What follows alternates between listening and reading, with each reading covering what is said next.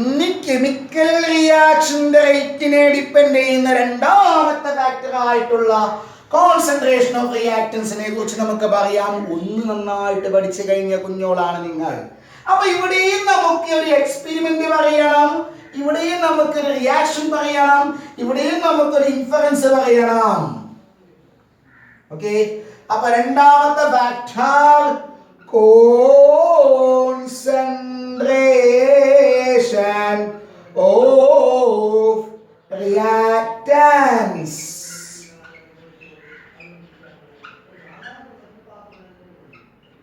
അത് ഈ കോൺസെൻട്രേഷൻ എന്തിനാ ആദ്യം അറിയണം. അല്ല, അതറിയാതെ ഒരു കാര്യമില്ല.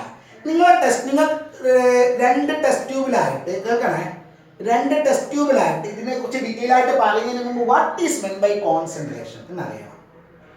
രണ്ട് ബീക്കറുകളിലായിട്ട്, ഇതൊരു ബീക്കർ, ഇത് വേറൊരു beaker.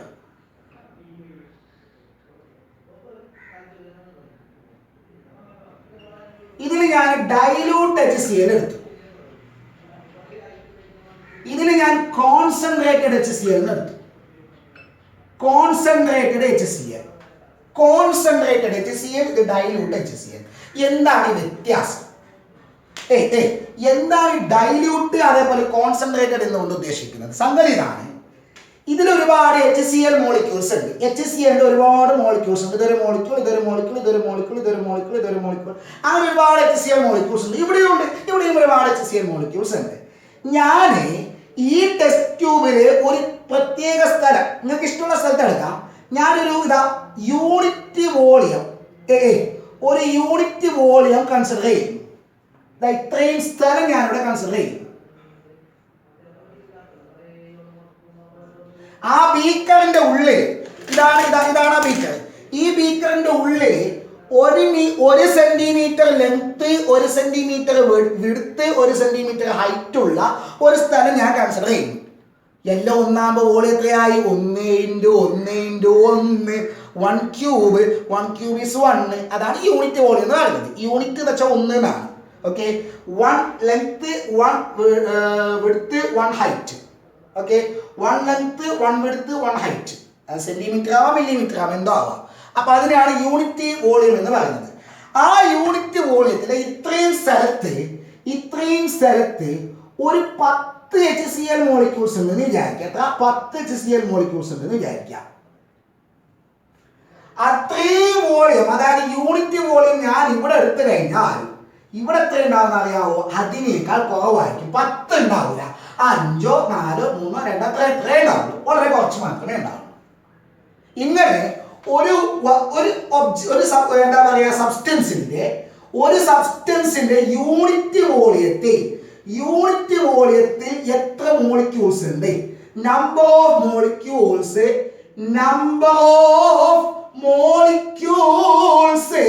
In unit volume. Number of molecules in unit volume, അതിനെയാണ് കോൺസെൻട്രേഷൻ എന്ന് പറയുന്നത്. Concentration, number of molecules in unit volume. അപ്പൊ യൂണിറ്റ് വോളിയത്തിലുള്ള നമ്പർ ഓഫ് മോൾസ് ഒരുപാട് കൂടുതലാണെങ്കിൽ, നമ്പർ ഓഫ് മോളിക്യൂൾസ് ഒരുപാട് കൂടുതലാണെങ്കിൽ അതിനെ നമ്മൾ പറയും കോൺസെൻട്രേറ്റഡ്.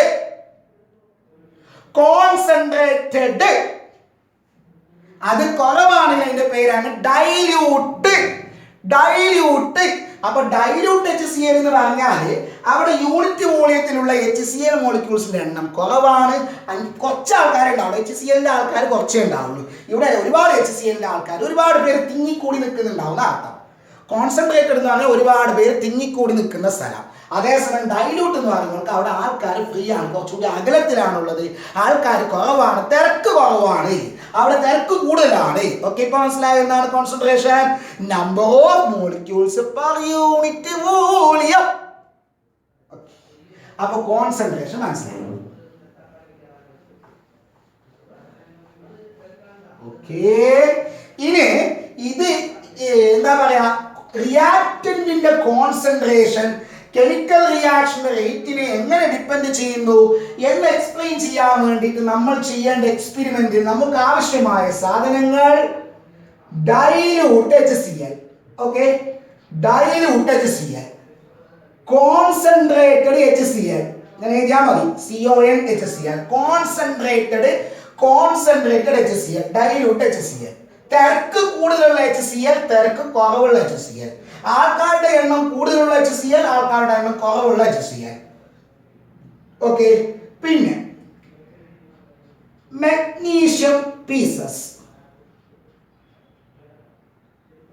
ടെസ്റ്റ് ട്യൂബ് മതി. 2 ടെസ്റ്റ് ട്യൂബ് വേണം. ഇതാ നമ്മൾ എടുക്കുന്ന ടെസ്റ്റ് ട്യൂബ്.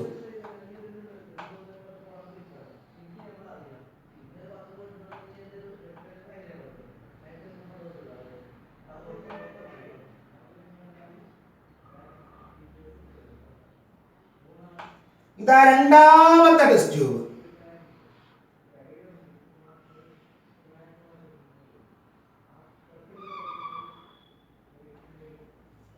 ഓക്കെ. ഇത് ഒന്നാമത്തെ ടെസ്റ്റ് ട്യൂബ്, ഇത് രണ്ടാമത്തെ ടെസ്റ്റ് ട്യൂബ്.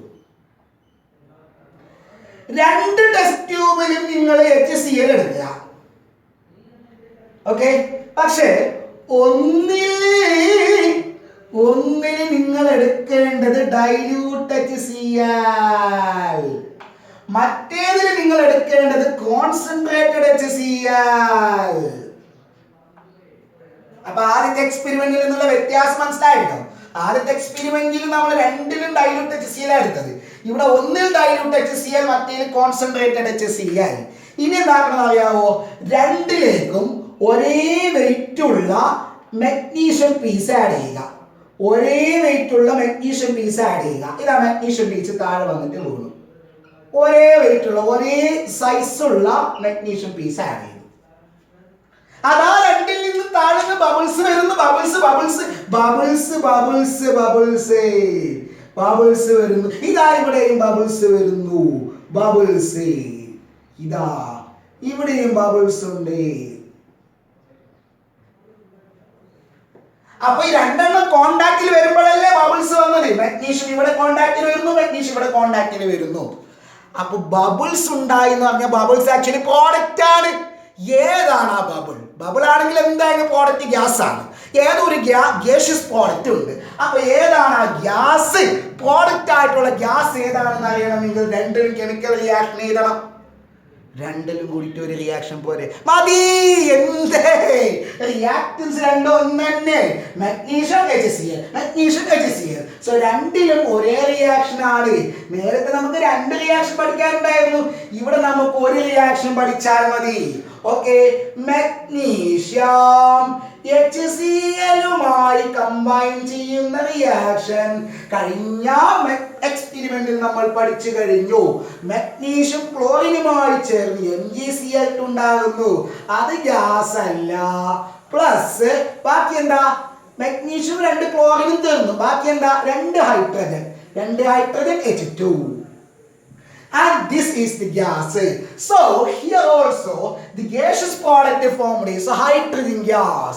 ഇവിടെയും ഉണ്ടായ gaseous product ആരാണ്? അത് ഹൈഡ്രജൻ തന്നെയാണ്. അപ്പൊ റിയാക്ഷനും പഠിച്ചു. ആരൊക്കെ വേണമെന്ന് പഠിച്ചു? എക്സ്പെരിമെന്റ് പഠിച്ചു. എക്സ്പെരിമെന്റിൽ എന്ത് കണ്ടു എന്ന് പഠിച്ചു. ആ ഉണ്ടായ പ്രോഡക്റ്റ് ഹൈഡ്രജൻ ഗ്യാസ് ആണ് എന്ന് റിയാക്ഷനിൽ കൂടി പഠിച്ചു. ഇനി കോൺസെൻട്രേഷൻ റിയാക്ഷന്റെ റേറ്റിനെ എങ്ങനെ ഡിപ്പെൻഡ് ചെയ്യുമെന്ന് നോക്കാം. നോക്ക്, ടെസ്റ്റ് ട്യൂബിലേക്ക് സൂക്ഷിച്ചു നോക്ക്. ഇവിടെ ബബിൾസ് കൂടുതലാണ്, ഇവിടെ കുറവാണ്, ഇവിടെ കൂടുതലാണ്. രണ്ടിലും ഒരേ സമയത്തേക്കാണ് മെഗ്നീഷ്യം ഇട്ടത്. അപ്പൊ ഇവിടെ ബബിൾസ് വരുന്നു, ഇവിടെ കുറച്ചേ വരുന്നുള്ളൂ അല്ലേ? ബബിൾസിന്റെ എണ്ണം കുറവാണ്. ബബിൾസ് ആക്ച്വലി എന്താണ്? പ്രോഡക്റ്റ് അല്ലേ? അതിന്റെ അർത്ഥം ഇവിടെ പ്രോഡക്റ്റ് കുറവാണ്, ഇവിടെ പ്രോഡക്റ്റ് കൂടുതലാണ്. അതെന്തേ? ഇവിടെ പ്രോഡക്റ്റ് കൂടുതലാണെങ്കിൽ ഇവിടെ സ്പീഡ് കൂടുതലാണെന്ന് അർത്ഥം. ഇവിടെ കെമിക്കൽ റിയാക്ഷന്റെ സ്പീഡ് കൂടുതലാണ്, അതേസമയം ഇവിടെ കെമിക്കൽ റിയാക്ഷന്റെ സ്പീഡ് കുറവാണ്. എവിടെയാ സ്പീഡ് കൂടിയത്? രണ്ടിലും മെഗ്നീഷ്യം തന്നെയല്ലേ ഉപയോഗിച്ചിട്ടുള്ളത്. അപ്പൊ മെഗ്നീഷ്യത്തിലുള്ള വ്യത്യാസം കൊണ്ടാണ്? അല്ല, പിന്നെന്താ? യെസ്, ഇവിടെ കോൺസെൻട്രേറ്റഡ് HCl ഉപയോഗിച്ചിട്ടുണ്ട്. ഇവിടെ ഉപയോഗിച്ചിട്ടുള്ളത് ഡൈല്യൂട്ട് HCl ആണ്. റിയാക്ടൻസ് എല്ലാം സെയിം തന്നെ. Magnesium HCl. റിയാക്ടൻസിന്റെ നേച്ചറിൽ വ്യത്യാസം വന്നിട്ടില്ല. മെഗ്നീഷ്യം HCl രണ്ടിനും റിയാക്ടൻസ് സെയിം ആണ്, നേച്ചർ മാറിയിട്ടില്ല, വ്യത്യസ്തമായിട്ടുള്ള റിയാക്ടൻസ് അല്ല ഉപയോഗിച്ചിട്ടുള്ളത്. പിന്നെന്താ എന്താ വ്യത്യാസം കോൺസെൻട്രേഷനിലാണ് HClന്റെ. എന്നിട്ട് എവിടെയാണ് റേറ്റ് കൂടുതൽ? കോൺസെൻട്രേഷൻ കൂടിയ സ്ഥലത്താണ് റേറ്റ് കൂടുതൽ. അപ്പൊ നമുക്ക് ഇൻഫറൻസ് കിട്ടി. എന്താണ്? കോൺസെൻട്രേഷൻ കൂടുമ്പോൾ as the concentration increases, എന്താണ്?